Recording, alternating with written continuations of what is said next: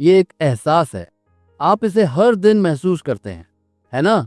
आप एक मीटिंग से बाहर निकलते हैं और आप पूरी तरह से शून्य महसूस करते हैं। आप एक फ़ोन कॉल समाप्त करते हैं और आपकी सारी शक्ति समाप्त हो चुकी होती है। आप एक ऐसे दोस्त के साथ केवल 1 घंटा बिताते हैं और आपको ऐसा लगता है मानो आपने 10 घंटे का कठिन परिश्रम किया हो। ये थकान नहीं है, ये चोरी है। आपकी सबसे कीमती संपत्ति, आपकी मानसिक और आध्यात्मिक शक्ति आपसे चुराई जा रही है हर दिन इरादे से। आप सोचते हैं कि आपकी सक्सेस में रुकावट आपका बॉस है, आपकी आर्थिक स्थिति है या सिस्टम है। आप गलत हैं। असली दुश्मन बहुत करीब है। वो आपके घर में हो सकता है, वो आपके फोन पर सबसे पसंदीदा संपर्क हो सकता है। अभी हम उन अदृश्य पिशाचों के बारे में बात करेंगे, वो आपकी विल पावर का रक्त चूस रहे हैं। हम उन 3 विषाक्त लोगों की पहचान करेंगे जिन्हें आपको अभी तुरंत अपने जीवन से निकाल फेंकना है। यह केवल सलाह नहीं है, ये एक निदान है और यह एक सर्जरी का आह्वान है। इस विष को समझें। नेपोलियन हिल ने इतिहास के सबसे सफल लोगों का अध्ययन करने में दशक बिताए और उन्होंने पाया कि सक्सेस का उलटा केवल फेलियर नहीं है, सक्सेस का उलटा है द ड्रिफ्ट, भटकाव। द ड्रिफ्ट वो मानसिक अवस्था है जहां आप अपने जीवन का नियंत्रण त्याग देते हैं, जहां आप बिना किसी मकसद के बहते रहते हैं, जहां आप परिस्थितियों और दूसरे लोगों को अपने निर्णय लेने देते हैं। ये मानसिक आत्महत्या है। लेकिन द ड्रिफ्ट अकेले काम नहीं करता, उसे एजेंटों की आवश्यकता होती है। मानव एजेंट। विषाक्त लोग केवल नकारात्मक नहीं होते, वे द ड्रिफ्ट के एजेंट हैं। वे वह शक्ति हैं, वह आपको आपके डेफिनेटनेस ऑफ पर्पस से दूर धकेलती है। नेपोलियन हिल ने हमें महामस्तिष्क गठबंधन के सिद्धांत के बारे में सिखाया कि जब 2 या 2 से अधिक दिमाग एक निश्चित उद्देश्य के लिए एकजुट होते हैं तो वे एक तीसरी अदृश्य अजेय शक्ति का निर्माण करते हैं। ये वो यंत्र है, वो महानता को ईंधन देता है। लेकिन इसका उलटा भी उतना ही सच है।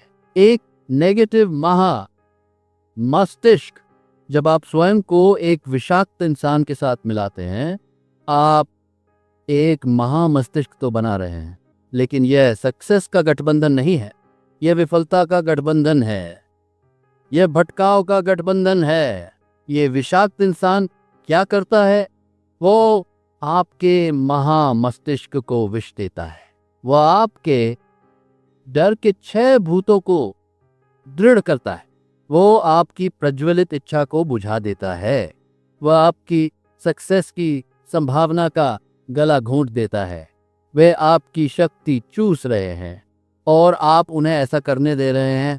मैं आपको राहुल की कहानी सुनाता हूँ।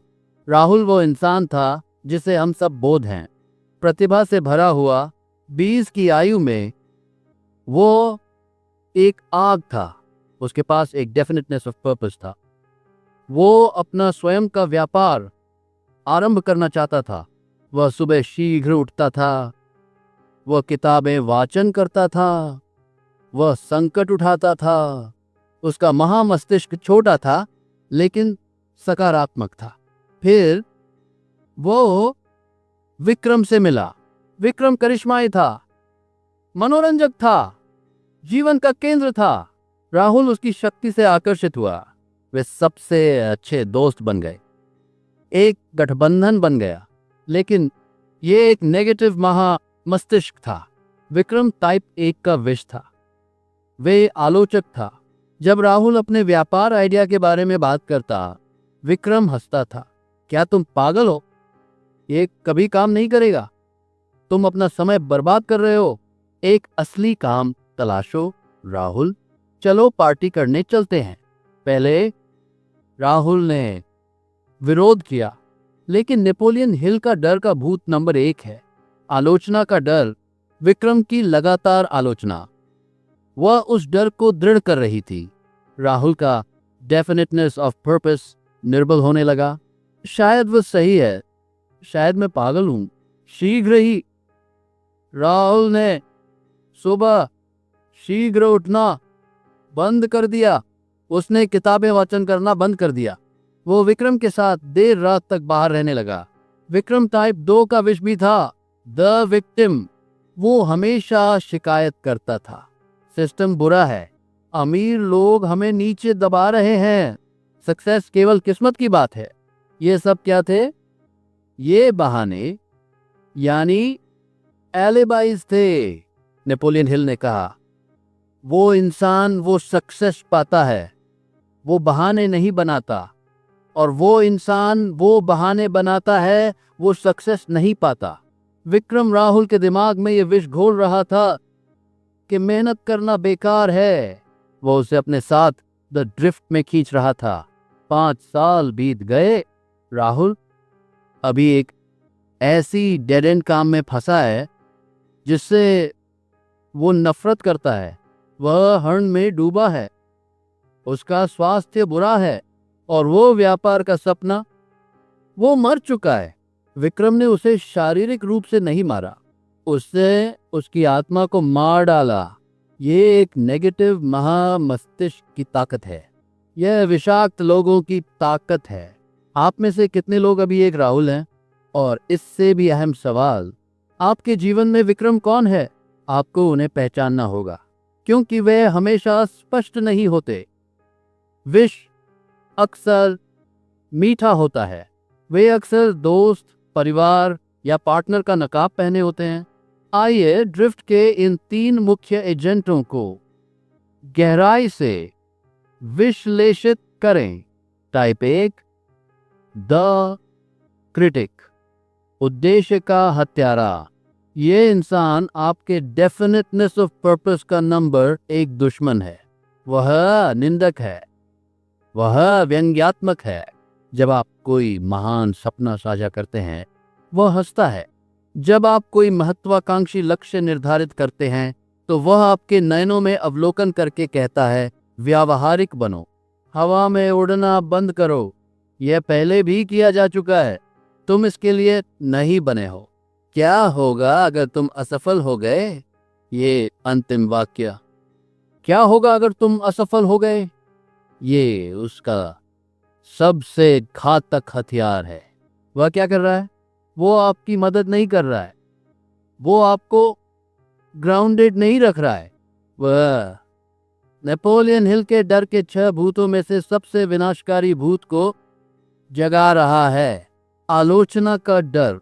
हिल ने पाया कि यह डर, आलोचना का डर, किसी भी अन्य बात से अधिक सपनों को मारता है। यह डर ही है, वह पुरुषों और महिलाओं को उनकी पहल यानी इनिशिएटिव का उपयोग करने से रोकता है। ये डर ही है, वो उन्हें औसत स्तर के जीवन में फंसाए रखता है, केवल इसलिए कि वे अलग दिखने से डरते हैं। हम इंसान सामाजिक प्राणी हैं, हमें स्वीकार किए जाने के लिए प्रोग्राम किया गया है। और द क्रिटिक ये बोध है, वह बोध है कि अगर वो आपके अलग होने के प्रयास पर हमला करे तो आप डर जाएंगे और कतार में वापस आ जाएंगे। द क्रिटिक आपकी प्रज्वलित इच्छा पर संदेह का ठंडा पानी डाल देता है। वो आपकी आग को चुरा लेता है, वह आपकी शक्ति को महत्वाकांक्षा से चिंता में बदल देता है। आप अपना व्यापार प्लान बनाने में समय नहीं बिताते, आप उन सभी तरीकों के बारे में सोचने में समय बिताते हैं जिनसे आप असफल हो सकते हैं। अक्सर ये इंसान स्वयं एक विफल इंसान होता है। ये एक कड़वा सच है, लेकिन ये सच है, वह स्वयं कभी संकट नहीं उठा पाया, इसलिए वह आपको भी संकट उठाते हुए नहीं देख सकता। आपकी सक्सेस उसे उसकी स्वयं की कायरता की याद दिलाएगी। वो आपको नीचे खींचकर स्वयं को बेहतर महसूस करता है।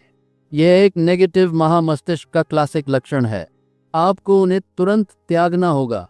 मैं ये दोहराता हूं, तुरंत उनसे बहस न करें, उन्हें समझाने की कोशिश न करें। वे नहीं समझेंगे क्योंकि वे समझना नहीं चाहते। उन्हें अपना क्यों समझाना? अपनी शक्ति को एक शून्य में फेंकने जैसा है। वे आपकी शक्ति के लायक नहीं है। बस दूर चले जाएं। अपनी योजनाओं को गुप्त रखें, अपनी महत्वाकांक्षाओं को सुरक्षित रखें, उन्हें अपनी चुप्पी से मार डालें, अपनी शक्ति की रक्षा करें। टाइप 2, द विक्टिम, भटकाव का एजेंट। यह प्रकार पहले वाले से भी अधिक संकटपूर्ण है। क्यों? क्योंकि यह स्पष्ट नहीं होता, ये चालाक है। द विक्टिम आपकी आलोचना नहीं करता, वह आपकी सहानुभूति चाहता है। वो आपकी शक्ति को आलोचना से नहीं बल्कि दया से चूसता है। ये वो इंसान है, वो हमेशा शिकायत करता रहता है। उसका बॉस बुरा है, मौसम बुरा है, सिस्टम भ्रष्ट है, जीवन अनुचित है। उसके पास कभी सफल न होने का एक बहाना, एक एलिबाई हमेशा तैयार रहता है। नेपोलियन हिल ने अपना पूरा जीवन असफलता के 30 मुख्य कारणों का विश्लेषण करने में बिताया और बहाने बनाने की आदत उस सूची में सबसे ऊपर थी। उन्होंने इसे एलिबियाइटिस कहा, बहाने बनाने की बीमारी। और हिल ने चेतावनी दी, यह एक संक्रामक बीमारी है। जब आप इस इंसान के साथ समय बिताते हैं तो क्या होता है? आप उनकी शिकायतों को सुनना आरंभ कर देते हैं। आप सहानुभूति में सिर हिलाने लगते हैं।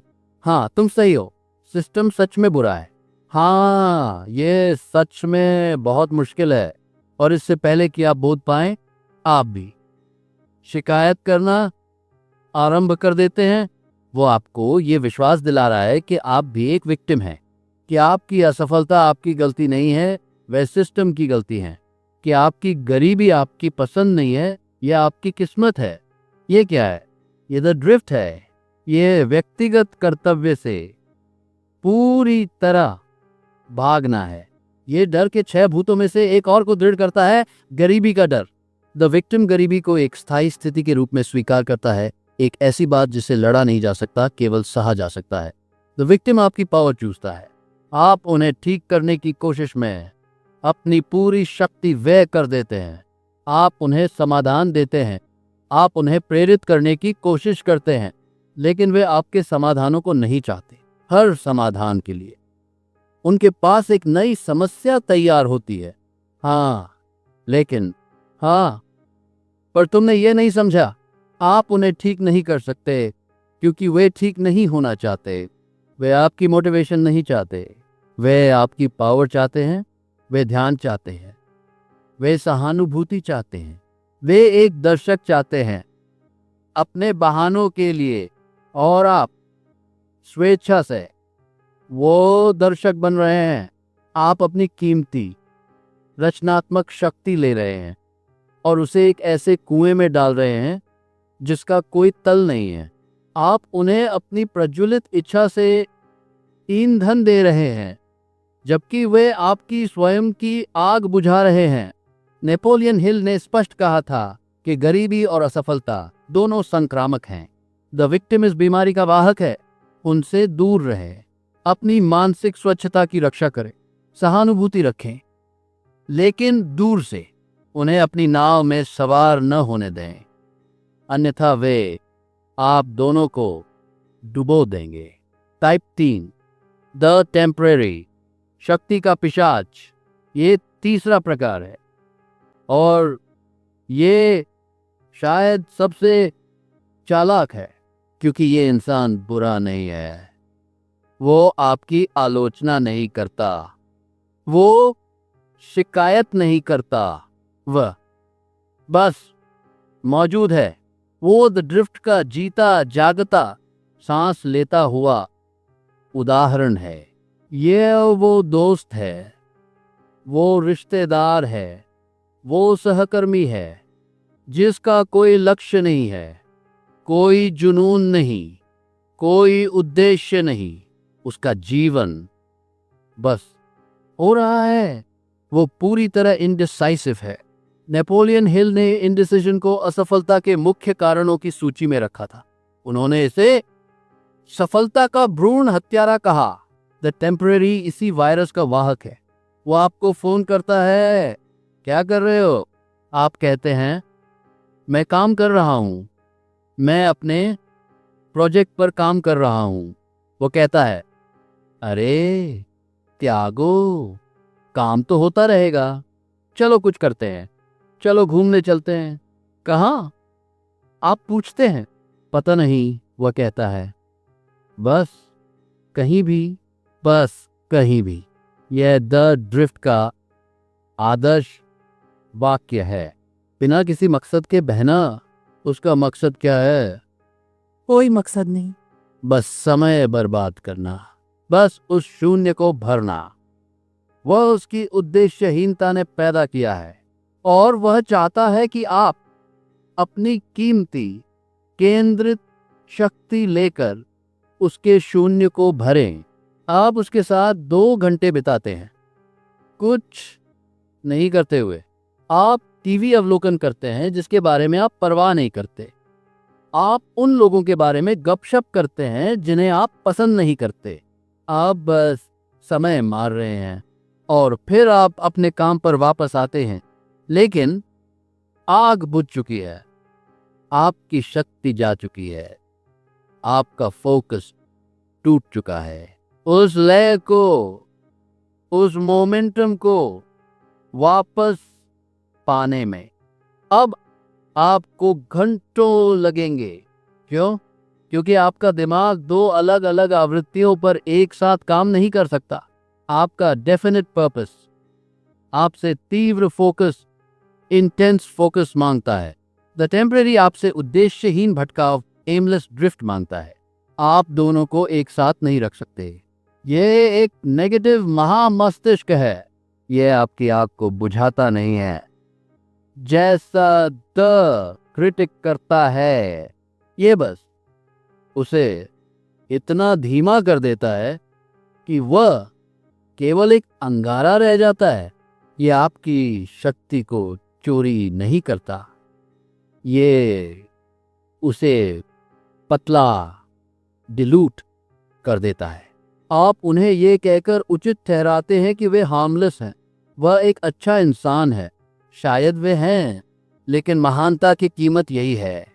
आपको चुनना होगा, क्या आप एक अच्छा इंसान चाहते हैं, वो आपको एवरेज बनाए रख रहा है, या क्या आप अपना लक्ष्य चाहते हैं? नेपोलियन हिल ने सिखाया कि सफल लोग डिसाइसिव होते हैं। वह बोध हैं कि वह क्या चाहते हैं और वह उसे तेजी से चाहते हैं। वे अनिर्णय को बर्दाश्त नहीं कर सकते, न स्वयं में, न अपने आसपास के लोगों में। आलोचक, शिकारी, अनिर्णायक, ये तीनों ड्रिफ्ट के एजेंट हैं। ये आपके महामस्तिष्क गठबंधन को विष दे रहे हैं और आपको एक चुनाव करना ही होगा। तो समाधान क्या है? आप इस विष से कैसे लड़ते हैं? आप अपनी शक्ति की रक्षा कैसे करते हैं? आप राहुल की नियति से कैसे बचते हैं? समाधान 2 गुना है, एक आंतरिक रक्षा और एक बाहरी रणनीति। आंतरिक समाधान है सेल्फ डिसिप्लिन का निर्मम विकास। आपको अपनी मानसिक प्रतिरक्षा प्रणाली को दृढ़ करना होगा। आपको अपने निश्चित उद्देश्य को, अपने डेफिनेटनेस ऑफ पर्पस को एक ऐसी प्रज्वलित इच्छा, बर्निंग डिजायर में बदलना होगा कि वो इतना गर्म हो, इतना शक्तिशाली हो कि कोई भी बाहरी विष उसके संपर्क में आते ही भाप बन जाए। जब द क्रिटिक ऐप पर हंसता है तो आप हर्ट नहीं होते, आप मुस्कुराते हैं, क्योंकि आप ये समझते हैं कि आपके बारे में नहीं है, ये उनके स्वयं के डर और असुरक्षाओं के बारे में है। नेपोलियन हिल ने सिखाया, राय दुनिया की सबसे सस्ती वस्तु है, हर किसी के पास ये है। आप एक ऐसे व्यक्ति की राय को क्यों महत्व देंगे जिसने स्वयं कुछ भी महान हासिल नहीं किया है। एक सफल इंसान कभी भी किसी दूसरे के सपनों पर नहीं हंसता, केवल एक विफल इंसान ही ऐसा करता है। जब द विक्टिम शिकायत करता है, आप सहानुभूति में नहीं डूबते, आप स्पष्टता से पूछते हैं, तो तुम इसके बारे में क्या वोट करने की योजना बना रहे हो। यह एक शक्तिशाली सवाल है। ये उन्हें कर्तव्य की ओर धकेलता है और अधिकतर मामलों में वे आपसे बचना आरंभ कर देंगे, क्योंकि आप उनके बहानों एलिबिस को स्वीकार नहीं करते। और जब द टेम्पररी फोन करता है, आप नानो कहना सीखते हैं। नहीं, मैं अभी नहीं मिल सकता, मैं अपने उद्देश्य पर काम कर रहा हूं। नहीं, मैं उस पार्टी में नहीं जा सकता, मेरा फोकस मेरे लिए अधिक महत्वपूर्ण है। ये पहले मुश्किल होगा। वे आपको स्वार्थी सेल्फिश कहेंगे, वे आपको उबाऊ बोन कहेंगे। उन्हें कहने दो, महानता की कीमत अस्थाई अलोकप्रियता है। नेपोलियन हिल ने कहा, महान उपलब्धि आमतौर पर महान बलिदान से पैदा होती है और यह कभी भी स्वार्थ का परिणाम नहीं होती, लेकिन अपने उद्देश्य के प्रति सच्चा होना स्वार्थ नहीं है, यह आत्मसंरक्षण है। ये आपकी प्रतिभा के प्रति वफादारी है, ये आंतरिक काम है, लेकिन यह पर्याप्त नहीं है। आप अकेले एक सेना से नहीं लड़ सकते, आपको बाहरी रणनीति की आवश्यकता है। आपको एक पॉजिटिव महामस्तिष्क गठबंधन का निर्माण करना होगा। आप ड्रिफ्ट से ड्रिफ्ट को नहीं हरा सकते, आपको ड्रिफ्ट को उद्देश्य से हराना होगा। आपको नेगेटिव महामस्तिष्क को एक पॉजिटिव महामस्तिष्क से बदलना होगा। ये नेपोलियन हिल के दर्शन का मूल है। हर सफल व्यक्ति जिसे उन्होंने अध्ययन किया एक महा मस्तिष्क का हिस्सा था। एंड्रेयू कार्नेगी को अवलोकन करें, वो इतिहास के सबसे अमीर लोगों में से एक थे, लेकिन वह स्टील के बारे में सब कुछ नहीं बोध थे। उन्होंने स्वयं स्वीकार किया कि उनके पास ऐसे लोग थे, वो उनसे अधिक स्मार्ट थे। ये उनका महामस्तिष्क था। उन्होंने इरादे से स्वयं को उन लोगों से घेरा, वो सक्षम थे, केंद्रित थे और जिनका एक सटीक सामूहिक उद्देश्य था। उन्होंने अपनी सक्सेस का श्रेय स्वयं को नहीं दिया, उन्होंने इसका श्रेय अपने गठबंधन अलियंस को दिया। उनके दफ्तर में आलोचकों या शिकारियों के लिए कोई स्थान नहीं थी। या तो आप निर्माण कर रहे थे या आप बाहर थे। थॉमस एडिसन, क्या आपको लगता है कि उन्होंने अकेले 10 सहस्त्र प्रयोग किए? नहीं, उनके पास मेनलो पार्ट था। वे इतिहास के पहले research and development RD labs में से एक था। ये एक महामस्तिष्क था। उन्होंने स्वयं को उन दिमागों से घेरा, वह उनकी प्रज्वलित इच्छा को साझा शेयर करते थे। जब एक थक जाता था, जब एक निराश होता था, वे एक ही आवृत्ति फ्रीक्वेंसी पर काम कर रहे थे। यही आपको करना है। आपका जीवन एक किला है और आप ही वो गार्ड है, वो द्वार पर है। आप यह तय करते हैं कि कौन अंदर आता है और कौन बाहर रहता है। यह आपका सबसे महत्वपूर्ण काम है। हर इंसान जिसे आप अपने जीवन में आने देते हैं, वो या तो आपको अप उठा रहा है या डाउन खींच रहा है। कोई बीच का रास्ता नहीं है। अभी रात अपने जीवन का ऑडिट करें, एक पन्ना लें, एक सूची बनाएं। वे कौन लोग हैं जिनसे बात करने के बाद आप एनर्जाइज्ड और इंस्पायर्ड महसूस करते हैं वे आपका पॉजिटिव महामस्तिष्क हैं। उन्हें करीब लाएं, उन्हें अधिक समय दें। और वे कौन लोग हैं जिनसे बात करने के बाद आप शून्य, ड्रेन्ड और निराश, डिप्रेस्ड महसूस करते हैं? आलोचक, शिकारी, अनिर्णायक, ये आपकी ड्रिफ्ट लिस्ट है। अब कठिन हिस्सा आता है। आपको उन्हें काटना होगा। ये क्रूर नहीं है, ये निर्मम नहीं है, ये आत्म संरक्षण है। ये आपके उद्देश्य के प्रति वफादारी है। ये आपकी नियति के प्रति वफादारी है। आप किसी डूबते हुए इंसान को नहीं बचा सकते। अगर वो आपको भी अपने साथ नीचे खींच रहा है, पहले स्वयं को बचाओ, दृढ़ बनो, अपने किले का निर्माण करो, और फिर जब आप सुरक्षित हों, जब आप दृढ़ हों, तब आप एक रस्सी फेंक सकते हैं यदि वे उसे थामना चाहें।